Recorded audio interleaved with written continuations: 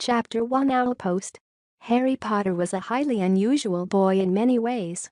For one thing, he hated the summer holidays more than any other time of year. For another, he really wanted to do his homework but was forced to do it in secret in the dead of night. And he also happened to be a wizard. It was nearly midnight, and he was lying on his stomach in bed, the blankets drawn right over his head like a tent, a flashlight in one hand and a large leather-bound book, A History of Magic by Bathilda Bagshot, propped open against the pillow. Harry moved the tip of his eagle feather quill down the page, frowning as he looked for something that would help him write his essay, which, burning in the 14th century, was completely pointless. Discuss. The quill paused at the top of a likely-looking paragraph. Harry pushed his round glasses up the bridge of his nose, moved his flashlight closer to the book, and read. Non-magic people, more commonly known as muggles, were particularly afraid of magic in medieval times, but not very good at recognizing it. On the rare occasion that they did catch a real witch or wizard, burning had no effect whatsoever. The witch or wizard would perform a basic flame-freezing charm and then pretend to shriek with pain while enjoying a gentle, tickling sensation. Indeed, Gwendolyn the Weird enjoyed being burned so much that she allowed herself to be caught no less than 47 times in various disguises. Harry put his quill between his teeth and reached underneath his pillow for his ink bottle and a roll of parchment. Slowly and very carefully he unscrewed the ink bottle, dipped his quill into it, and began to write, pausing every now and then to listen, because if any of the Dursleys heard the scratching of his quill on their way to the bathroom, he'd probably find himself locked in the cupboard under the stairs for the rest of the summer. The Dursley family of number 4, Privet Drive, was the reason that Harry never enjoyed his summer holidays. Uncle Vernon, Aunt Petunia, and their son, Dudley, were Harry's only living relatives. They were muggles, and they had a very medieval attitude toward magic. Harry's dead parents, who had been a witch and wizard themselves, were never mentioned under the Dursleys' roof. For years, Aunt Petunia and Uncle Vernon had hoped that, if they kept Harry as downtrodden as possible, they would be able to squash the magic out of him. To their fury, they had not been unsuccessful. These days they lived in terror of anyone finding out that Harry had spent most of the last 2 years at Hogwarts School of Witchcraft and Wizardry. The most they could do, however, was to lock away Harry's spell books, wand, cauldron, and broomstick at the start of the summer break, and forbid him to talk to the neighbors. This separation from his spell books had been a real problem for Harry, because his teachers at Hogwarts had given him a lot of holiday work. One of the essays, a particularly nasty one about shrinking potions, was for Harry's least favorite teacher, Professor Snape, who would be delighted to have an excuse to give Harry detention for a month. Harry had therefore seized his chance in the first week of the holidays. While Uncle Vernon, Aunt Petunia, and Dudley had gone out into the front garden to admire Uncle Vernon's new company car in very loud voices, so that the rest of the street would notice it too, Harry had crept downstairs, picked the lock on the cupboard under the stairs, grabbed some of his books, and hidden them in his bedroom. As long as he didn't leave spots of ink on the sheets, the Dursleys need never know that he was studying magic by night.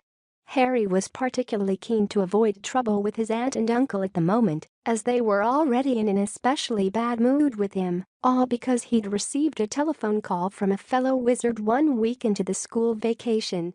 Ron Weasley, who is one of Harry's best friends at Hogwarts, came from a whole family of wizards. This meant that he knew a lot of things Harry didn't, but had never used a telephone before. Most unluckily, it had been Uncle Vernon who had answered the call. Vernon Dursley speaking. Harry, who happened to be in the room at the time, froze as he heard Ron's voice answer. "Hello? Hello? Can you hear me? I want to talk to Harry Potter," Ron was yelling so loudly that Uncle Vernon jumped and held the receiver a foot away from his ear, staring at it with an expression of mingled fury and alarm. "Who is this?" he roared in the direction of the mouthpiece. "Who are you, Ron Weasley?" Ron bellowed back, as though he and Uncle Vernon were speaking from opposite ends of a football field. "I'm a friend of Harry's from school. Uncle Vernon's small eyes swiveled around to Harry, who was rooted to the spot. "There's no Harry Potter here," he roared, now holding the receiver at arm's length, as though frightened it might explode.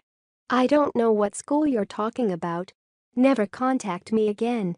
Don't you come near my family," and he threw the receiver back onto the telephone, as if dropping a poisonous spider. The fight that had followed had been one of the worst ever. "How dare you give this number to people like you?" Uncle Vernon had roared, spraying Harry with spit. Ron obviously realized that he'd gotten Harry into trouble because he hadn't called again. Harry's other best friend from Hogwarts, Hermione Granger, hadn't been in touch either.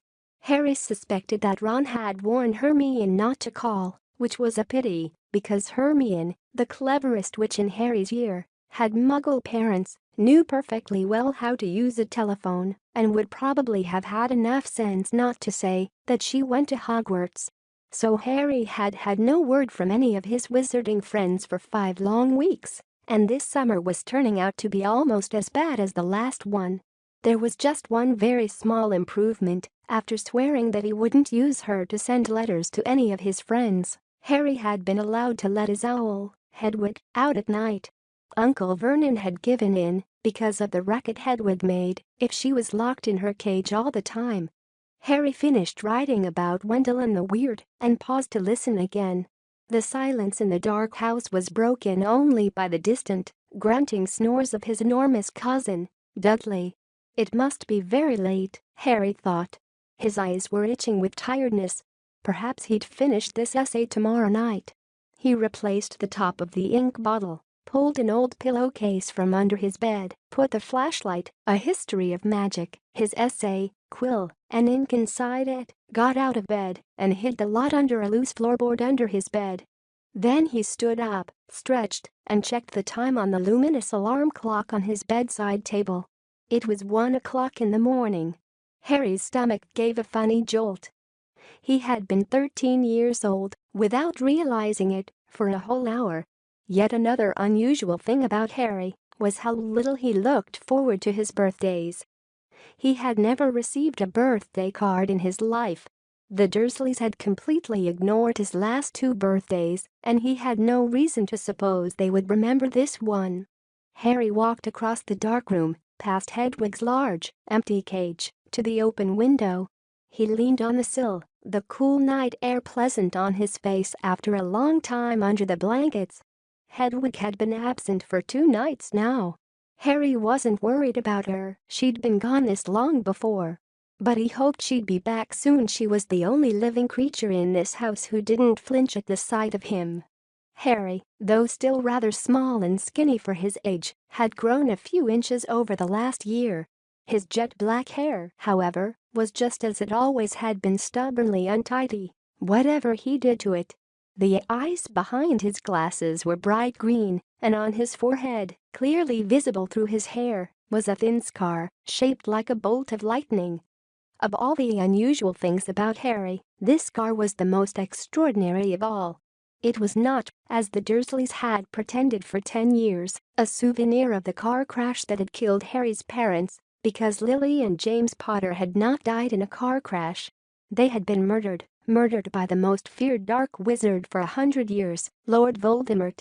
Harry had escaped from the same attack with nothing more than a scar on his forehead, where Voldemort's curse, instead of killing him, had rebounded upon its originator. Barely alive, Voldemort had fled. But Harry had come face to face with him at Hogwarts. Remembering their last meeting as he stood at the dark window, Harry had to admit he was lucky even to have reached his 13th birthday. He scanned the starry sky for a sign of Hedwig, perhaps soaring back to him with a dead mouse dangling from her beak, expecting praise. Gazing absently over the rooftops, it was a few seconds before Harry realized what he was seeing. Silhouetted against the golden moon, and growing larger every moment, was a large, strangely lopsided creature, and it was flapping in Harry's direction.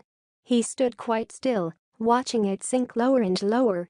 For a split second he hesitated, his hand on the window latch, wondering whether to slam it shut. But then the bizarre creature soared over one of the street lamps of Privet Drive, and Harry, realizing what it was, leapt aside. Through the window soared 3 owls, 2 of them holding up the third, which appeared to be unconscious. They landed with a soft flump on Harry's bed, and the middle owl, which was large and gray, keeled right over and lay motionless. There was a large package tied to its legs. Harry recognized the unconscious owl at once. His name was Errol, and he belonged to the Weasley family. Harry dashed to the bed, untied the cords around Errol's legs, took off the parcel, and then carried Errol to Hedwig's cage. Errol opened one bleary eye, gave a feeble hoot of thanks, and began to gulp some water. Harry turned back to the remaining owls. One of them, the large snowy female, was his own Hedwig.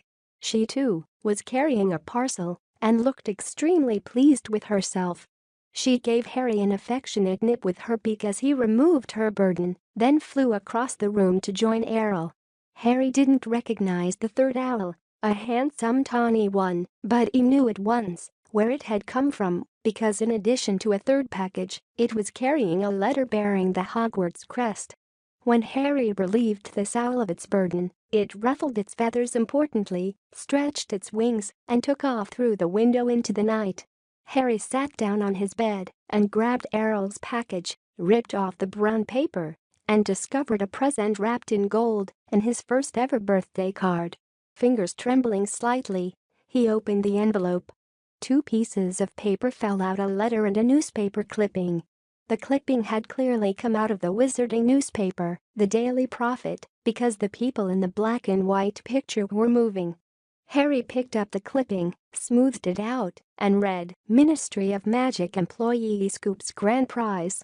Arthur Weasley, head of the Misuse of Muggle Artifacts Office at the Ministry of Magic, has won the annual Daily Prophet Grand Prize Galleon Draw." A delighted Mr. Weasley told the Daily Prophet, "We will be spending the gold on a summer holiday in Egypt, where our eldest son, Bill, works as a curse breaker for Gringotts Wizarding Bank. The Weasley family will be spending a month in Egypt, returning for the start of the new school year at Hogwarts, which 5 of the Weasley children currently attend." Harry scanned the moving photograph, and a grin spread across his face as he saw all 9 of the Weasleys waving furiously at him, standing in front of a large pyramid.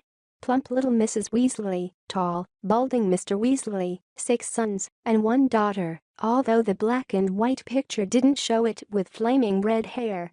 Right in the middle of the picture was Ron, tall and gangling, with his pet rat, Scabbers, on his shoulder and his arm around his little sister, Ginny. Harry couldn't think of anyone who deserved to win a large pile of gold more than the Weasleys, who were very nice and extremely poor. He picked up Ron's letter and unfolded it. "Dear Harry, Ron wrote to me and told me about his phone call to your Uncle Vernon. I do hope you're all right. I'm on holiday in France at the moment and I didn't know how I was going to send this to you if they'd opened it at customs, but then Hedwig turned up. I think she wanted to make sure you got something for your birthday for a change.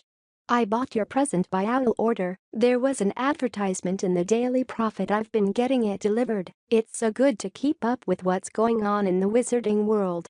Did you see that picture of Ron and his family a week ago? I bet he's learning loads. I'm really jealous. The ancient Egyptian wizards were fascinating. There's some interesting local history of witchcraft here too. I've rewritten my whole history of magic essay to include some of the things I've found out. I hope it's not too long. It's 2 rolls of parchment more than Professor Binns asked for. Ron says he's going to be in London in the last week of the holidays. Can you make it? Will your aunt and uncle let you come? I really hope you can. If not, I'll see you on the Hogwarts Express on September 1st. Love from Hermione. P.S. Ron says Percy's head boy. I'll bet Percy's really pleased. Ron doesn't seem too happy about it." Harry laughed as he put Hermione's letter aside and picked up her present. It was very heavy. Knowing Hermione, he was sure it would be a large book full of very difficult spells, but it wasn't. His heart gave a huge bound as he ripped back the paper and saw a sleek black leather case with silver words stamped across it, reading broomstick servicing kit. "Wow, Hermione," Harry whispered, unzipping the case to look inside. There was a large jar of Fleetwood's high-finish handle polish, a pair of gleaming silver-tailed twig clippers, a tiny brass compass to clip on your broom for long journeys, and a handbook of do-it-yourself broom care. Apart from his friends, the thing that Harry missed most about Hogwarts was Quidditch, the most popular sport in the magical world, highly dangerous, very exciting, and played on broomsticks. Harry happened to be a very good Quidditch player. He had been the youngest person in a century to be picked for one of the Hogwarts house teams. One of Harry's most prized possessions was his Nimbus 2000 racing broom. Harry put the leather case aside and picked up his last parcel.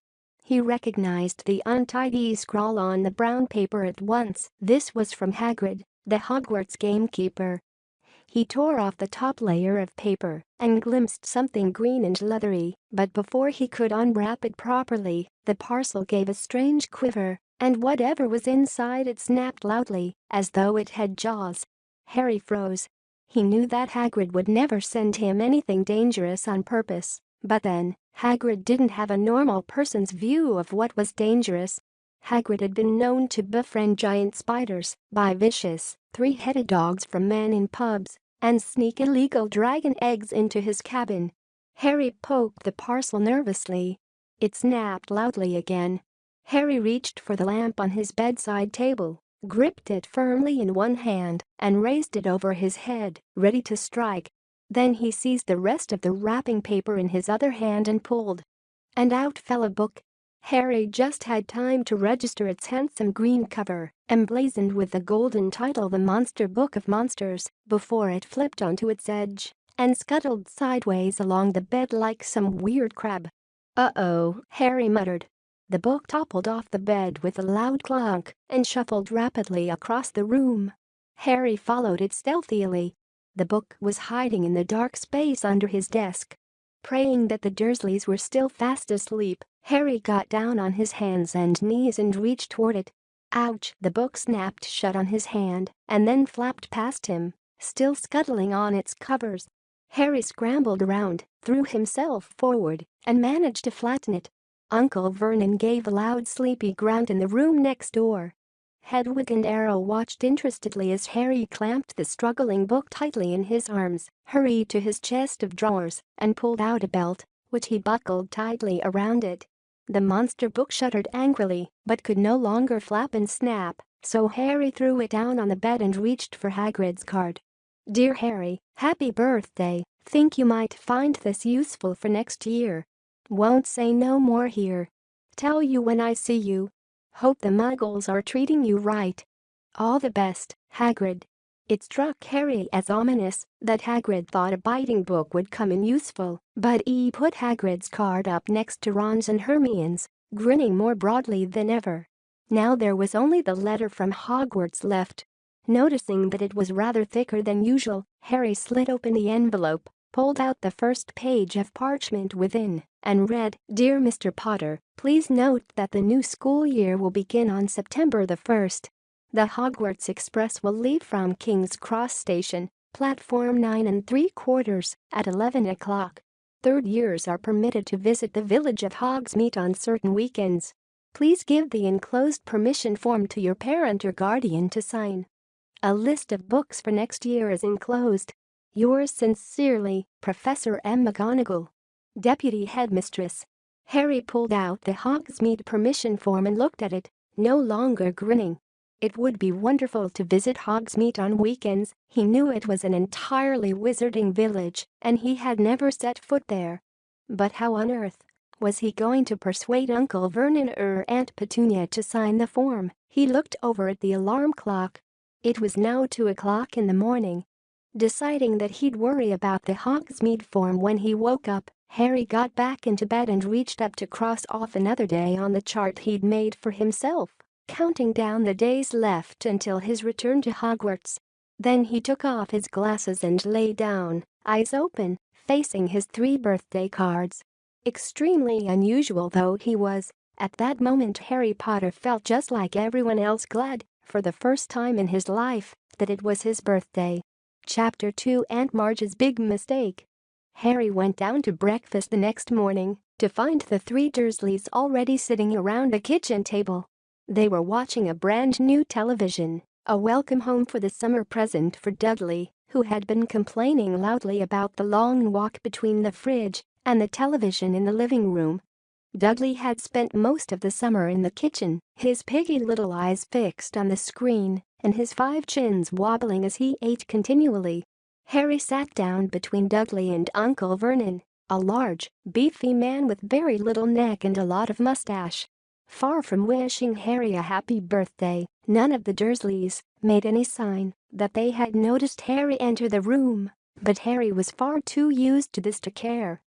He helped himself to a piece of toast and then looked up at the reporter on the television, who was halfway through a report on an escaped convict. The public is warned that Black is armed and extremely dangerous. A special hotline has been set up, and any sighting of Black should be reported immediately. No need to tell us he's no good, snorted Uncle Vernon, staring over the top of his newspaper at the prisoner. Look at the state of him, the filthy layabout.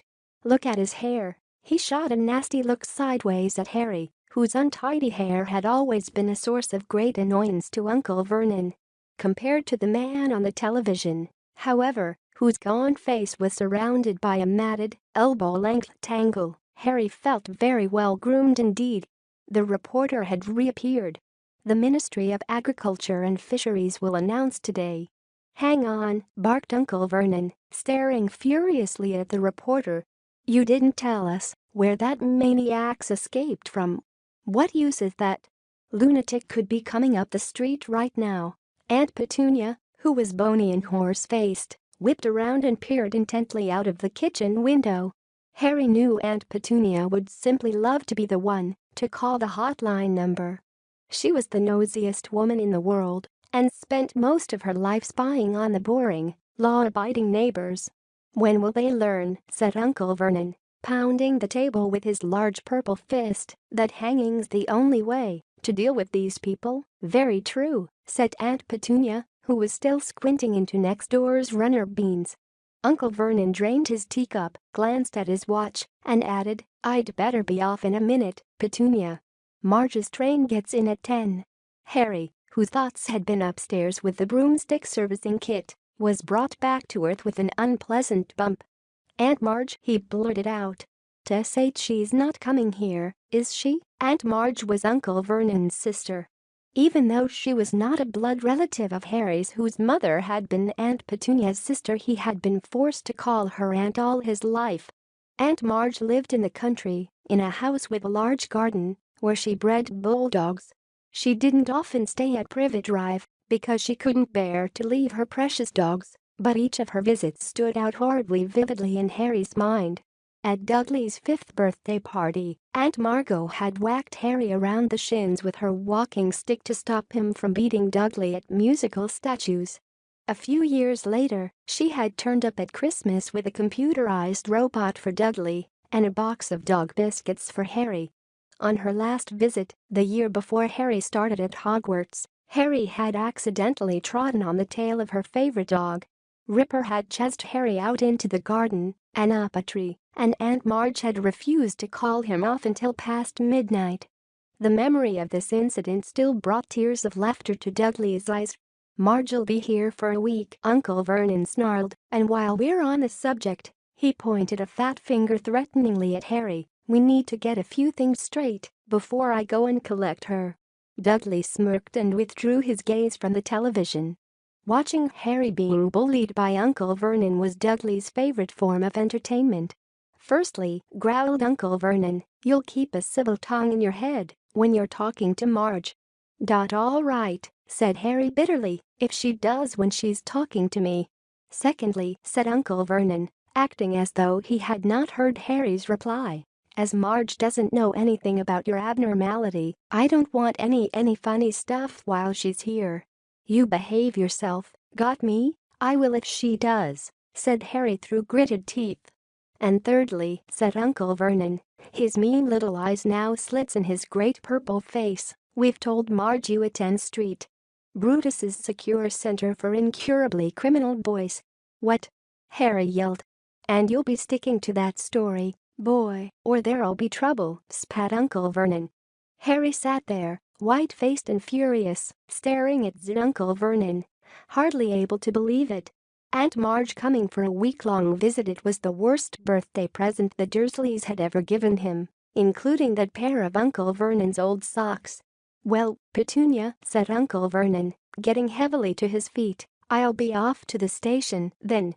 Want to come along for the ride, Dudders? No, said Dudley, whose attention had returned to the television now that Uncle Vernon had finished threatening Harry.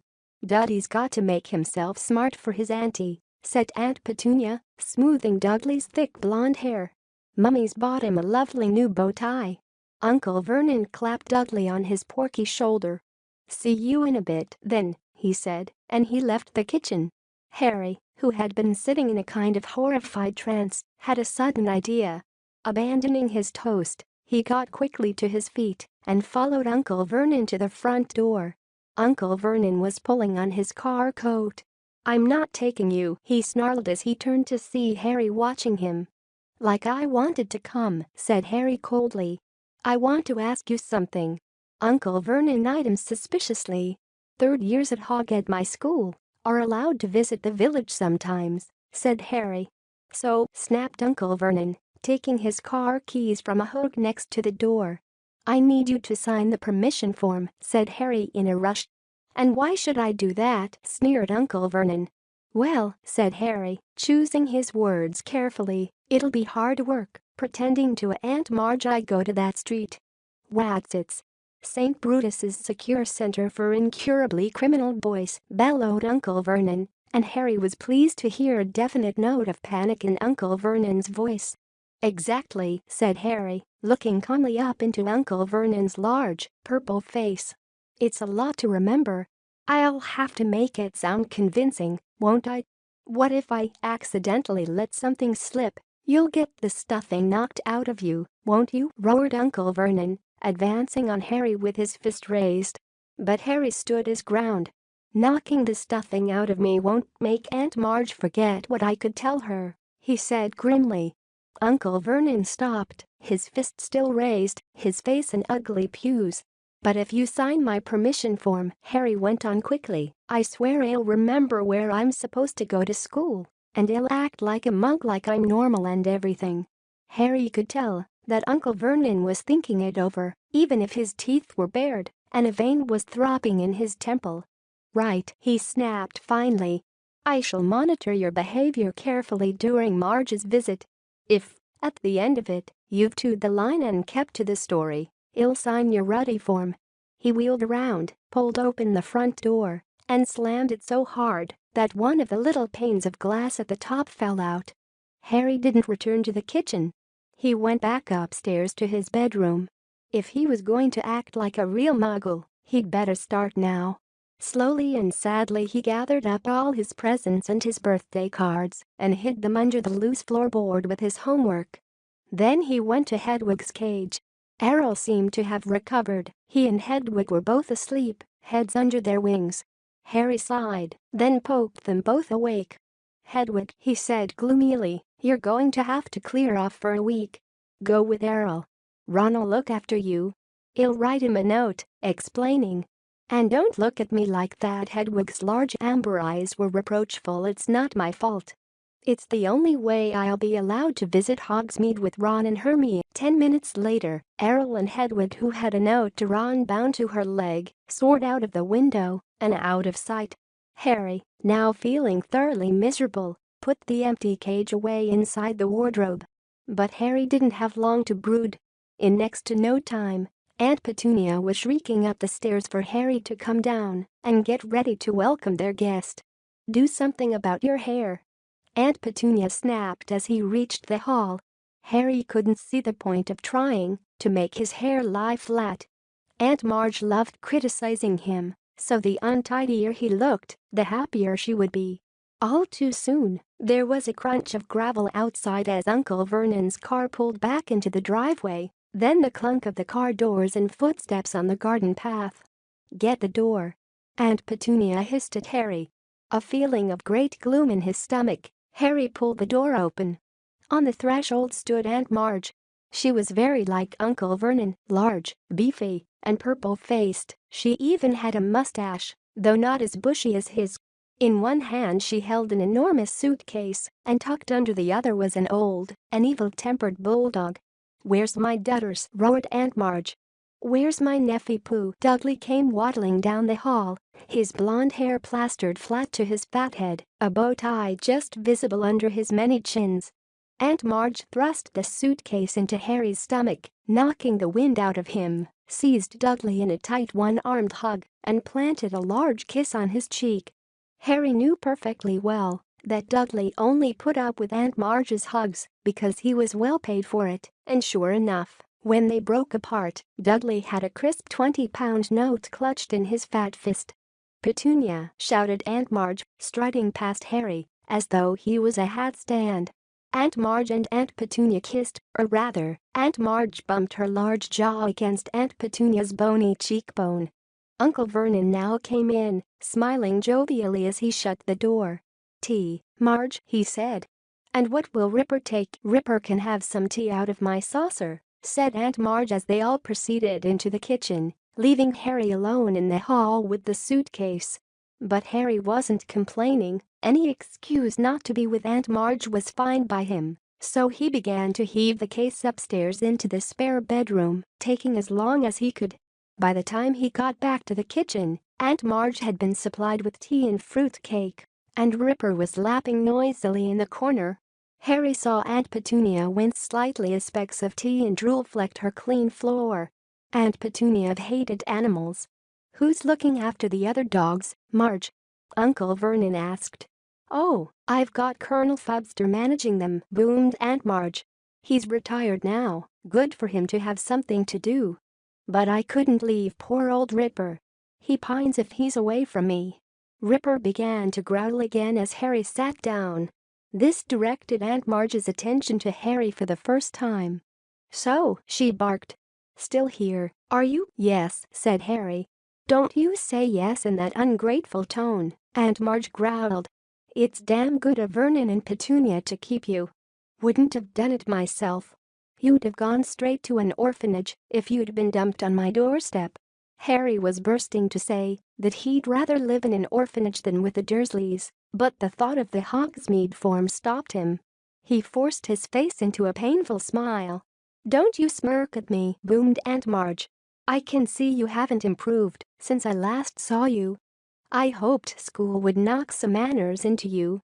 She took a large gulp of tea, wiped her mustache, and said, "Where is it that you sent him again, Vernon?" "St. Brutus's," said Uncle Vernon promptly. "It's a first-rate institution for hopeless cases." "I see," said Aunt Marge. "Do they use the cane at Street Brutus's, boy?" she barked across the table. Uncle Vernon nodded curtly behind Aunt Marge's back. "Yes," said Harry. Then, feeling he might as well do the thing properly, he added, "all the time." "Excellent," said Aunt Marge. "I won't have this nammy-pammy, wishy-washy nonsense about not hitting people who deserved it. A good thrashing is what's needed in 99 cases out of 100. Have you been beaten often?" "Oh, yeah," said Harry, "loads of times." Aunt Marge narrowed her eyes. "I still don't like your tone, boy," she said. "If you can speak of your beatings in that casual way, they clearly aren't hitting you hard enough. Petunia, I'd write if I were you. Make it clear that you approve the use of extreme force in this boy's case." Perhaps Uncle Vernon was worried that Harry might forget their bargain. In any case, he changed the subject abruptly. "Heard the news this morning, Marge?" "What about that escaped prisoner, eh?" As Aunt Marge started to make herself at home, Harry caught himself thinking almost longingly of life at number 4 without her. Uncle Vernon and Aunt Petunia usually encouraged Harry to stay out of their way, which Harry was only too happy to do. Aunt Marge, on the other hand, wanted Harry under her eye at all times so that she could boom out suggestions for his improvement. She delighted in comparing Harry with Dudley and took huge pleasure in buying Dudley expensive presents while glaring at Harry as though daring him to ask why he hadn't got a present too. She also kept throwing out dark hints about what made Harry such an unsatisfactory person. "You mustn't blame yourself for the way the boys turned out, Vernon," she said over lunch on the third day. "If there's something rotten on the inside, there's nothing anyone can do about it." Harry tried to concentrate on his food, but his hands shook and his face was starting to burn with anger. "Remember the form," he told himself. "Think about Hogsmeade. Don't say anything. Don't rise. Aunt Marge reached for her glass of wine. "It's one of the basic rules of breeding," she said. "You see it all the time with dogs. If there's something wrong with the bitch, there'll be something wrong with the pup." At that moment, the winnacless Aunt Marge was holding exploded in her hand. Shards of glass flew in every direction and Aunt Marge sputtered and blinked, her great ruddy face dripping. "Marge," squealed Aunt Petunia. "Marge, are you all right?" "Not to worry," grunted Aunt Marge, mopping her face with her napkin. "Must have squeezed it too hard. Did the same thing at Colonel Fubster's the other day." "No need to fuss, Petunia, I have a very firm grip."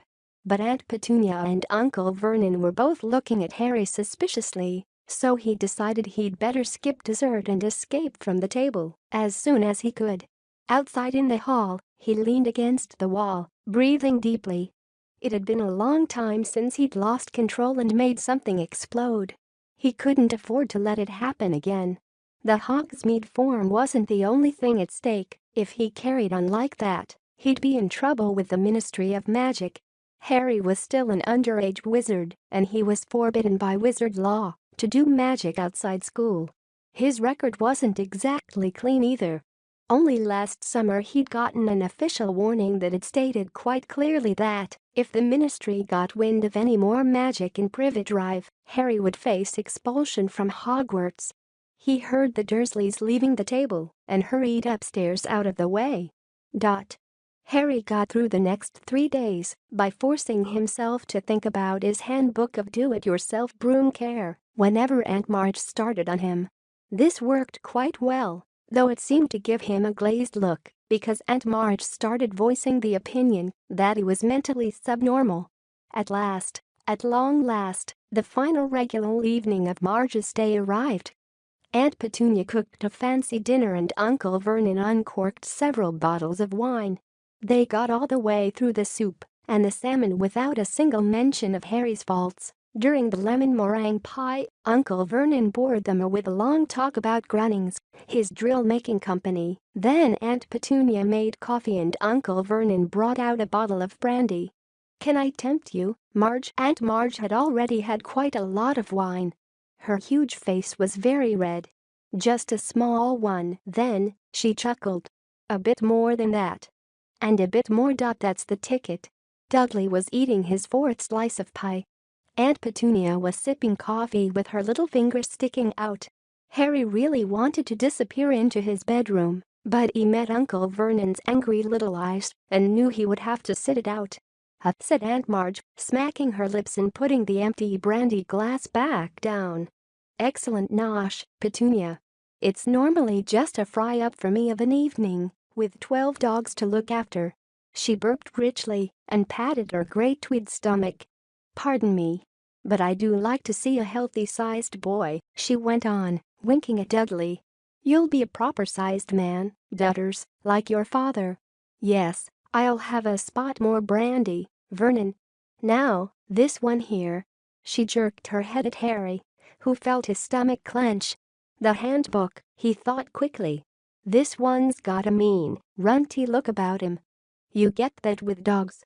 I had Colonel Fubster drown one last year. Ratty little thing it was. Weak. Underbred." Harry was trying to remember page 12 of his book, A Charm to Cure Reluctant Reversers. "It all comes down to blood, as I was saying the other day. Bad blood will out. Now, I'm saying nothing against your family, Petunia." She patted Aunt Petunia's bony hand with her shovel-like one, "but your sister was a bad egg. They turn up in the best families."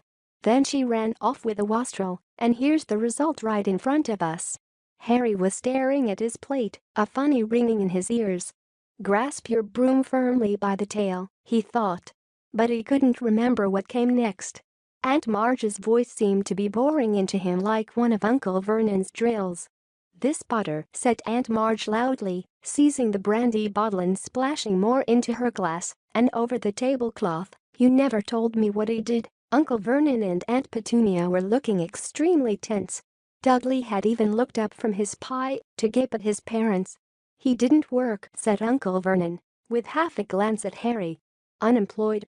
"As I expected," said Aunt Marge, taking a huge swig of brandy and wiping her chin on her sleeve. "On no account, good for nothing, lazy scrounger who—" "He was not," said Harry suddenly. The table went very quiet. Harry was shaking all over. He had never felt so angry in his life. "More brandy," yelled Uncle Vernon, who had gone very white. He emptied the bottle into Aunt Marge's glass. "You boy," he snarled at Harry. "Go to bed, go on." "No, Vernon," hiccuped Aunt Marge, holding up a hand, her tiny bloodshot eyes fixed on Harry's. "Go on, boy, go on. Proud of your parents, are you? They go and get themselves killed in a car crash drunk, I expect." "They didn't die in a car crash," said Harry, who found himself on his feet. "They died in a car crash, you nasty little liar, and left you to be a burden on their decent, hard-working relatives," screamed Aunt Marge, swelling with fury. "You are an insolent, ungrateful little—" But Aunt Marge suddenly stopped speaking. For a moment, it looked as though words had failed her. She seemed to be swelling with inexpressible anger, but the swelling didn't stop.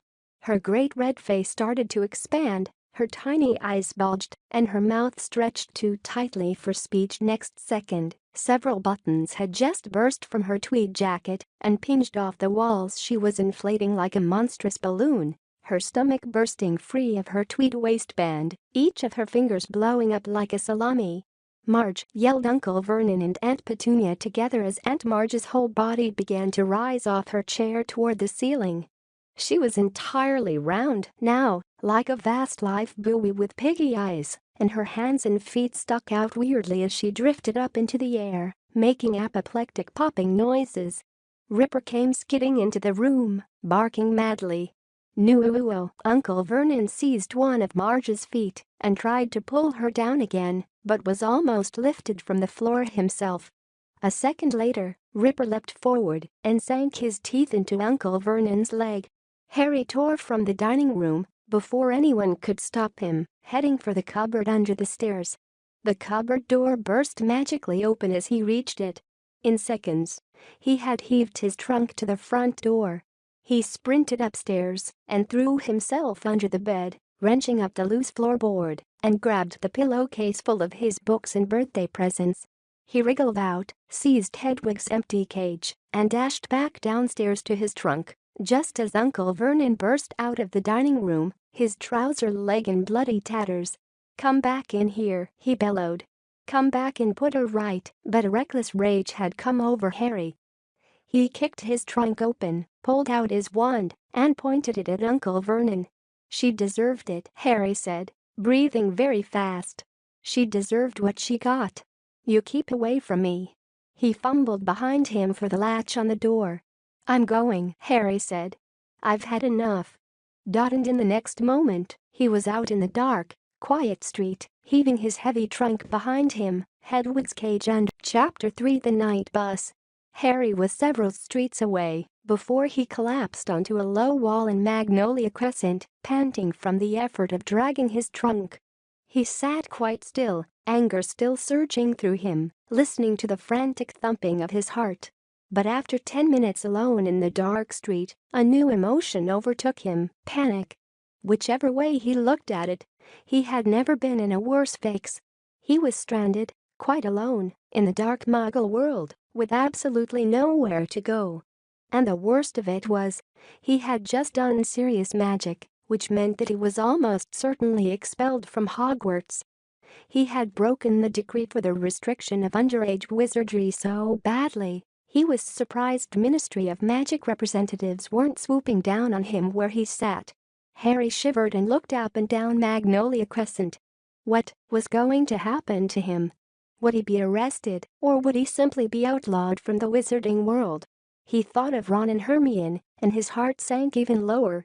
Harry was sure that, criminal or not, Ron and Hermione would want to help him now, but they were both abroad, and with Hedwig gone, he had no means of contacting them. He didn't have any Muggle money either. There was a little wizard gold in the money bag at the bottom of his trunk, but the rest of the fortune his parents had left him was stored in a vault at Gringotts Wizarding Bank in London. He'd never be able to drag his trunk all the way to London. Unless… He looked down at his wand, which he was still clutching in his hand. If he was already expelled, his heart was now thumping painfully fast. A bit more magic couldn't hurt. He had the invisibility cloak he had inherited from his father. What if he bewitched the trunk to make it feather light, tied it to his broomstick, covered himself in the cloak, and flew to London? Then he could get the rest of his money out of his vault and begin his life as an outcast. It was a horrible prospect, but he couldn't sit on this wall forever, or he'd find himself trying to explain to Muggle police why he was out in the dead of night with a trunk full of spell books and a broomstick. Harry opened his trunk again and pushed the contents aside, looking for the invisibility cloak, but before he had found it, he straightened up suddenly, looking around him once more. A funny prickling on the back of his neck had made Harry feel he was being watched, but the street appeared to be deserted, and no lights shone from any of the large square houses. He bent over his trunk again, but almost immediately stood up once more, his hand clenched on his wand. He had sensed, rather than heard it, someone or something was standing in the narrow gap between the garage and the fence behind him. Harry squinted at the black alleyway. If only it would move, then he'd know whether it was just a stray cat or something else. Lumos, Harry muttered, and a light appeared at the end of his wand, almost dazzling him. He held it high over his head, and the pebble-dashed walls of number 2 suddenly sparkled, the garage door gleamed, and between them Harry saw, quite distinctly, the hulking outline of something very big, with wide, gleaming eyes. Harry stepped backward. His legs hit his trunk and he tripped. His wand flew out of his hand as he flung out an arm to break his fall, and he landed, hard, in the gutter. There was a deafening bang, and Harry threw up his hands to shield his eyes against a sudden blinding light. With a yell, he rolled back onto the pavement, just in time. A second later, a gigantic pair of wheels and headlights screeched to a halt exactly where Harry had just been lying. They belonged, as Harry saw when he raised his head, to a triple-decker, violently purple bus, which had appeared out of thin air. Gold lettering over the windshield spelled the night bus. For a split second, Harry wondered if he had been knocked silly by his fall. Then a conductor in a purple uniform leapt out of the bus and began to speak loudly to the night. "Welcome to the night bus, emergency transport for the stranded witcher wizard. Just stick out your wand hand, step on board, and we can take you anywhere you want to go. My name is Stan Shunpick, and I will be your conductor this eve." The conductor stopped abruptly. He had just caught sight of Harry, who was still sitting on the ground. Harry snatched up his wand again and scrambled to his feet. Close up, he saw that Stan Shunpick was only a few years older than he was, 18 or 19 at most, with large, protruding ears and quite a few pimples. "What were you doing down there?" said Stan, dropping his professional manner. "Fell over," said Harry. "'Chu fall over for?" sniggered Stan. "I didn't do it on purpose," said Harry, annoyed. One of the knees in his jeans was torn, and the hand he had thrown out to break his fall was bleeding. He suddenly remembered why he had fallen over and turned around quickly to stare at the alleyway between the garage and fence. The night bus's headlamps were flooding it with light, and it was empty. "'Chu looking at?" said Stan. "There was a big black thing," said Harry, pointing uncertainly into the gap. "Like a dog. But massive." Dottie looked around at Stan, whose mouth was slightly open. With a feeling of unease, Harry saw Stan's eyes move to the scar on Harry's forehead. "Was that on your eat?" said Stan abruptly. "Nothing," said Harry quickly, flattening his hair over his scar. If the Ministry of Magic was looking for him, he didn't want to make it too easy for them. "What's your name?" Stan persisted. "Neville Longbottom," said Harry, saying the first name that came into his head. So this bus," he went on quickly, hoping to distract Stan. "Did you say it goes anywhere?" "Yep," said Stan proudly, "anywhere you like, long it's on land. Can't do nothing underwater." "Here," he said, looking suspicious again, "you did flag us down, didn't Stuck out your wand, and, didn't "Yes," said Harry quickly. "Listen, how much would it be to get to London?" 11 sickles, said Stan, "but for 13 you get hot chocolate, and for 15 you get an hot water bottle, and a toothbrush in the color of your choice." Harry rummaged once more in his trunk, extracted his money bag, and shoved some gold into Stan's hand. He and Stan then lifted his trunk, with Hedwig's cage balanced on top, up the steps of the bus. There were no seats. Instead, half a dozen brass bedsteads stood beside the curtained windows. Candles were burning in brackets beside each bed, illuminating the wood-paneled walls. A tiny wizard in a nightcap at the rear of the bus muttered, "Not now, thanks, I'm pickling some slugs," and rolled over in his sleep. "You obey this one," Stan whispered, shoving Harry's trunk under the bed right behind the driver, who was sitting in an armchair in front of the steering wheel. "This is our driver, Ernie Prang. This is Neville Longbottom, Ernie Prang," an elderly wizard wearing very thick glasses, nodded to Harry, who nervously flattened his bangs again and sat down on his bed. "Take her away, said Stan, sitting down in the armchair next to Ernie's. There was another tremendous bang, and the next moment Harry found himself flat on his bed, thrown backward by the speed of the night bus. Pulling himself up, Harry stared out of the dark window and saw that they were now bowling along a completely different street. Stan was watching Harry's stunned face with great enjoyment. "This is where we was before you flagged us down," he said. "Where are we, "Somewhere in Wales," said Ernie. "How come the muggles don't hear the bus?" said Harry. "Them," said Stan contemptuously. "Don't listen properly, do they? Don't look properly either. Never notice nothing, they don't. Best go wake up Madam Marsh, Stan," said "We'll be in Abergavenny in a minute." Stan passed Harry's bed and disappeared up the narrow wooden staircase. Harry was still looking out of the window, feeling increasingly nervous. Ernie didn't seem to have mastered the use of a steering wheel. The night bus kept mounting the pavement, but it didn't hit anything. Lines of lampposts, mailboxes, and trash cans jumped out of its way as it approached and back into position once it had passed. Stan came back downstairs, followed by a faintly green witch wrapped in a traveling cloak. "Here you go, Madam Marsh," said Stan happily as stamped on the brake and the bed slid a foot or so toward the front of the bus. Madam Marsh clamped a handkerchief to her mouth and tottered down the steps. Stan threw her bag out after her and rammed the door shut. There was another loud bang, and they were thundering down a narrow country lane, trees leaping out of the way. Harry wouldn't have been able to sleep, even if he had been traveling on a bus that didn't keep banging loudly and jumping 100 miles at a time. His stomach churned as he fell back to wondering what was going to happen to him and whether the Dursleys had managed to get Aunt Marge off the ceiling yet. Stan had unfurled a copy of the Daily Prophet and was now reading with his tongue between his teeth. A large photograph of a sunken-faced man with long, matted hair blinked slowly at Harry from the front page. He looked strangely familiar. "That man," Harry said, forgetting his troubles for a moment. "He was on the Muggle news." Stanley turned to the front page and chuckled. "Sirius Black," he said, nodding. "Course he was on the Muggle news, Neville. Where you been?" He gave a superior sort of chuckle at the blank look on Harry's face, removed the front page, and handed it to Harry. "You oughta read the papers more, Neville." Harry held the paper up to the candlelight and read, "Black still at large.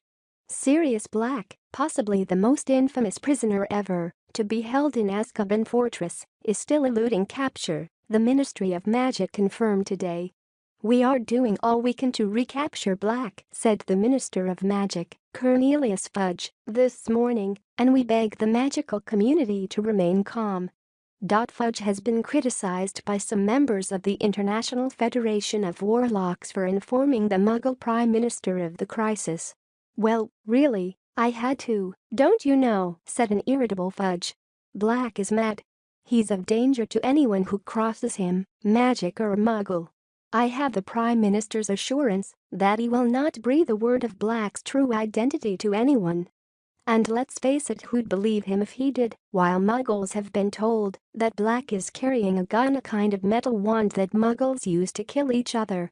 The magical community lives in fear of a massacre like that of 12 years ago, when Black murdered 13 people with a single curse."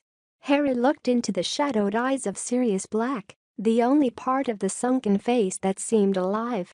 Harry had never met a vampire, but he had seen pictures of them in his Defense Against the Dark Arts classes, and Black, with his waxy white skin, looked just like one. "Scary-looking thing, Einie," said Stan, who had been watching Harry read. "He murdered 13 people," said Harry, handing the page back to Stan, "with one curse." "Yep," said Stan, "in front of witnesses and all. Broad daylight. Big trouble it caused, didn't it, Orn?" said Ern darkly. Stan swiveled in his armchair, his hands on the back, the better to look at Harry. "Black was a big supporter of you-know-who," he said. "What, Voldemort?" said Harry, without thinking. Even Stan's pimples went white. Ern jerked the steering wheel so hard that a whole farmhouse had to jump aside to avoid the bus. "You out of your tree," yelped Stan. "Choo say his name for?" "Sorry," said Harry hastily. "Sorry, I forgot." "Forgot," said Stan weakly. "Blimey, my ears going that fast. So Black was a supporter of you-know-who?" Harry prompted apologetically. "Yeah," said Stan, still rubbing his chest. "Yeah, that's right. Very close to you-know-who, they say. Anyway, when little Harry Potter got the better of you-know-who, Harry nervously flattened his bangs down again. All you-know-who's supporters was tracked down, wasn't they, or? Most of them knew it was all over with you-know-who gone, and they came quiet. But not Sirius Black. I eerily thought he'd be second in command once you-know-who had taken over. Anyway, they cornered Black in the middle of a street full of Muggles, and Black took out his wand and he blasted out the street apart, and a wizard got it, and so did a dozen Muggles. What got in the way? Horrible, eh? And you know what Black did then?" Stan continued in a dramatic whisper. "What?" said Harry.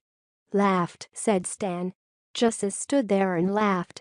And when reinforcements from the Ministry of Magic got there, he went with them quiet as anything, still laughing his head off.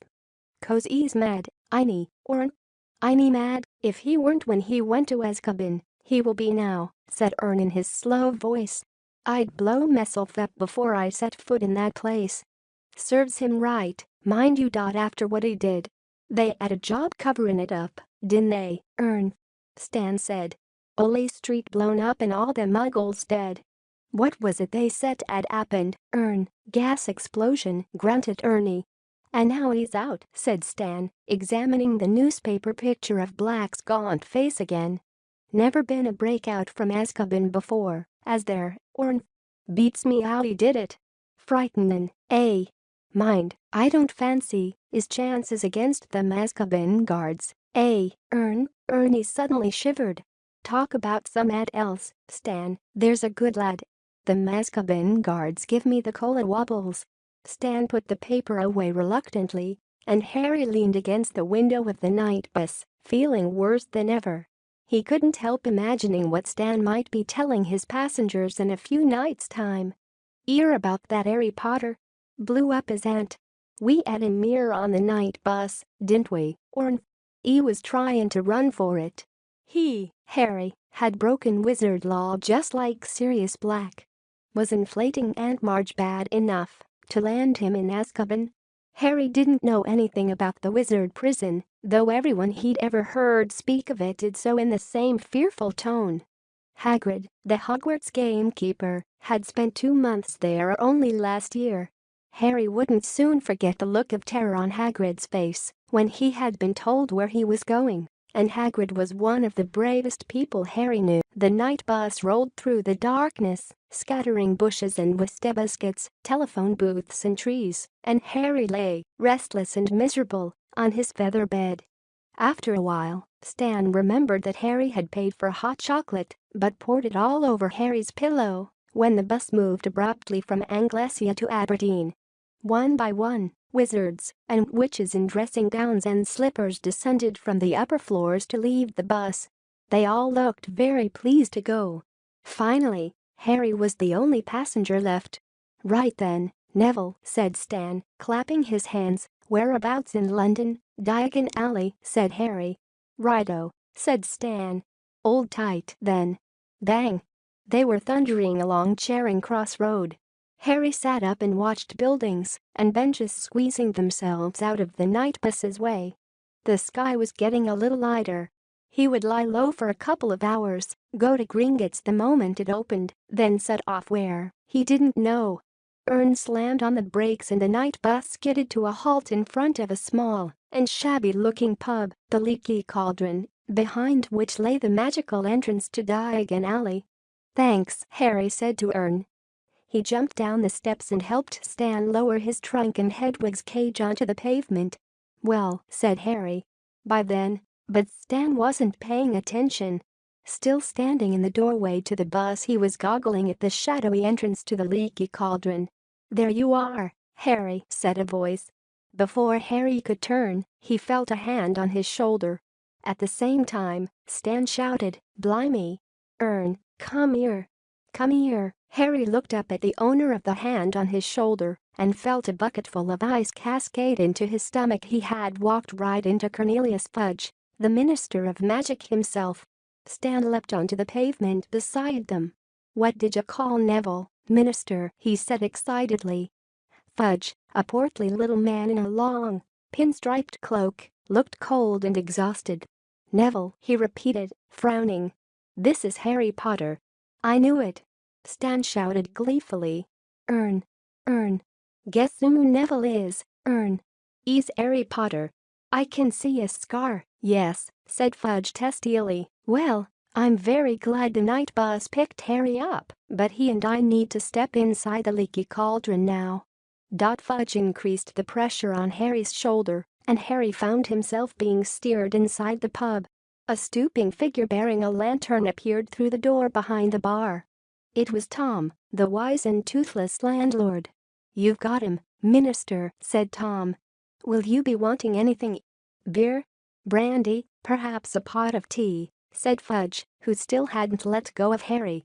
There was a loud scraping and puffing from behind them, and Stan and Ern appeared, carrying Harry's trunk and Hedwig's cage and looking around excitedly. "How come you didn't tell us who you are, eh, Neville?" said Stan, beaming at Harry, while Ernie's owlish face peered interestedly over Stan's shoulder. "And a private parlor, please, Tom," said Fudge pointedly. "Bye," Harry said miserably to Stan and Ern as Tom beckoned Fudge toward the passage that led from the bar. "Bye, Neville," called Stan. Fudge marched Harry along the narrow passage after Tom's lantern and then into a small parlor. Tom clicked his fingers, a fire burst into life in the grate, and he bowed himself out of the room. "Sit down, Harry," said Fudge, indicating a chair by the fire. Harry sat down, feeling goosebumps rising up his arms despite the glow of the fire. Fudge took off his pinstriped cloak and tossed it aside, then hitched up the trousers of his bottle green suit and sat down opposite Harry. "I am Cornelius Fudge, Harry, the Minister of Magic." Harry already knew this, of course. He had seen Fudge once before, but as he had been wearing his father's invisibility cloak at the time, Fudge wasn't to know that. Tom the innkeeper reappeared, wearing an apron over his nightshirt and bearing a tray of tea and crumpets. He placed the tray on a table between Fudge and Harry and left the parlor, closing the door behind him. "Well, Harry," said Fudge, pouring out tea, "you've had us all in a right flap, I don't mind telling you. Running away from your aunt and uncle's house like that. I'd started to think. But you're safe, and that's what matters." Fudge buttered himself a crumpet and pushed the plate toward Harry. "Eat, Harry, you look dead on your feet. Now then. You will be pleased to hear that we have dealt with the unfortunate blowing up of Miss Marjorie Dursley. 2 members of the Accidental Magic Reversal Department were dispatched to Privet Drive a few hours ago. Miss Dursley has been punctured and her memory has been modified. She has no recollection of the incident at all. So that's that, and no harm done." Fudge smiled at Harry over the rim of his teacup, rather like an uncle surveying a favorite nephew. Harry, who couldn't believe his ears, opened his mouth to speak, couldn't think of anything to say, and closed it again. "You're worrying about the reaction of your aunt and uncle," said Fudge. "Well, I won't deny that they are extremely angry, Harry, but they are prepared to take you back next summer, as long as you stay at Hogwarts for the Christmas and Easter holidays." Harry unstuck his throat.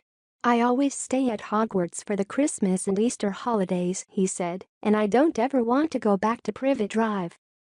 Now, I'm sure you'll feel differently once you've calmed down," said Fudge in a worried tone. "They are your family, after all, and I'm sure you are fond of each other and are very deep down." It didn't occur to Harry to put Fudge right. He was still waiting to hear what was going to happen to him now. "So all that remains," said Fudge, now buttering himself a second crumpet, "is to decide where you're going to spend the last 2 weeks of your vacation. I suggest you take a room here at the Leaky Cauldron and—" "Hang on," blurted Harry. "What about my punishment?" Fudge blinked. "Punishment? I broke the law," Harry said. "The decree for the restriction of underage wizardry." "Oh, my dear boy, we're not going to punish you for a little thing like that," cried Fudge, waving his crumpet impatiently. "It was an accident. We don't send people to Azkaban just for blowing up their aunt's." But this didn't tally at all with Harry's past dealings with the Ministry of Magic. "Last year, I got an official warning just because a house elf smashed a pudding in my uncle's house," he told Fudge, frowning. "The Ministry of Magic said I'd be expelled from Hogwarts if there was any more magic there." Unless Harry's eyes were deceiving him, Fudge was suddenly looking awkward. "Circumstances change, Harry. We have to take into account in the present climate. Surely you don't want to be expelled." "Of course I don't," said Harry. "Well then, what's all the fuss about?" laughed Fudge. "Now, have a crumpet, Harry, while I go and see if Tom's got a room for you." Fudge strode out of the parlor and Harry stared after him. There was something extremely odd going on. Why had Fudge been waiting for him at the Leaky Cauldron, if not to punish him for what he'd done? And now Harry came to think of it, surely it wasn't usual for the Minister of Magic himself to get involved in matters of underage magic. Fudge came back, accompanied by Tom the innkeeper. "Room 11's free, Harry," said Fudge. "I think you'll be very comfortable. Just one thing, and I'm sure you'll understand. I don't want you wandering off into Muggle London. All right? Keep to Diagon Alley. And you're to be back here before dark each night. Sure you'll understand. Tom will be keeping an eye on you for me." "Okay," said Harry slowly, "but why? Don't want to lose you again, do we?" said Fudge with a hearty laugh. No. Best we know where you are. I mean." Fudge cleared his throat loudly and picked up his pinstriped cloak. "Well, I'll be off. Plenty to do, you know." "Have you had any luck with Black yet?" Harry asked. Fudge's finger slipped on the silver fastenings of his cloak. "What's that?" "Oh, you've heard? Well, no, not yet, but it's only a matter of time. The Azkaban guards have never yet failed. And they are angrier than I've ever seen them." Fudge shuddered slightly. "So, I'll say goodbye." He held out his hand and Harry, shaking it, had a sudden idea. Minister, can I ask you something?" "Certainly," said Fudge with a smile. "Well, third years at Hogwarts are allowed to visit Hogsmeade, but my aunt and uncle didn't sign the permission form. Do you think you could?" Fudge was looking uncomfortable. He said. No, I'm very sorry, Harry, but as I'm not your parent or guardian." "But you're the Minister of Magic," said Harry eagerly. if you gave me permission." "No, I'm sorry, Harry, but rules are rules," said Fudge flatly. "Perhaps you'll be able to visit Hogsmeade next year. In fact, I think it's best if you don't. Yes. Well, I'll be off. Enjoy your stay, Harry." And with a last smile and shake of Harry's hand, Fudge left the room. Tom now moved forward, beaming at Harry. "If you'll follow me, Mr. Potter," he said, "I've already taken your things up." Harry followed Tom up a handsome wooden staircase to a door with a brass number 11 on it, which Tom unlocked and opened for him. Inside was a very comfortable-looking bed, some highly polished oak furniture, a cheerfully crackling fire and, perched on top of the wardrobe, Hedwig. Harry gasped. The snowy owl clicked her beak and fluttered down onto Harry's arm. "Very smart owl you've got there," chuckled Tom. "Arrived about 5 minutes after you did. If there's anything you need, Mr. Potter, don't hesitate to ask." He gave another bow and left. Harry sat on his bed for a long time, absent-mindedly stroking Hedwig. The sky outside the window was changing rapidly from deep, velvety blue to cold, steely gray and then, slowly, to pink shot with gold. Harry could hardly believe that he'd left Privet Drive only a few hours ago, that he wasn't expelled, and that he was now facing 2 completely Dursley-free weeks. "It's been a very weird night, Hedwig," he yawned. And without even removing his glasses, he slumped back onto his pillows and fell asleep.